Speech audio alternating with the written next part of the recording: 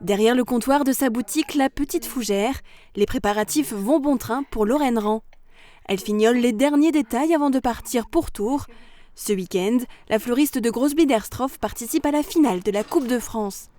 Un concours organisé chaque année depuis 50 ans dans le but de promouvoir le savoir-faire de ce métier d'artisanat. Ce n'est pas la première fois que Lorraine participe à une compétition. Elle a remporté la médaille de bronze de la meilleure apprentie de France en 2014, puis a participé à 2 reprises aux Oscars des jeunes fleuristes. L'adrénaline de sortir des sentiers battus, de rencontrer aussi beaucoup d'autres fleuristes passionnés comme moi, faire des pièces qu'on ne pensait pas réalisables, et c'est jamais de la vie ce qu'on fait tous les jours en boutique. Lorraine est artisan fleuriste depuis une dizaine d'années. Elle a ouvert sa micro-entreprise en 2020, d'abord dans un atelier installé dans le garage de ses parents, puis dans cette boutique à Grosse-Biederstroff. Après chaque concours auquel elle a participé, elle en est sortie avec de nouvelles idées à proposer à ses clients. Ça m'a donné envie en fait de beaucoup créer moi-même, beaucoup m'inspirer de la nature. Les clients, je le vois, ils me font confiance.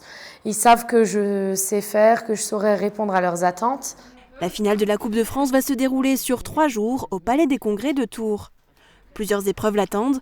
Lorraine, comme les 8 autres candidats participants, devront réaliser dans un temps imparti des pièces originales et techniques, bouquets, bijoux, décorations de table ou encore une création sur le thème « Quel fleuriste êtes-vous » Pour cette prestigieuse compétition, Lorraine a un objectif clair. M'éclater, surtout m'amuser, et j'ai pas envie d'y aller avec de l'appréhension, dire il faut absolument que je fasse première.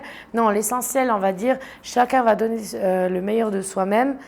Et l'essentiel, c'est au moins de s'amuser, de voir ce que les autres sont capables de faire par rapport à moi et vice-versa. Peu importe le résultat, la fleuriste reviendra sans nul doute à Grosse-Biederstroff avec de nouvelles idées plein la tête à proposer à ses clients.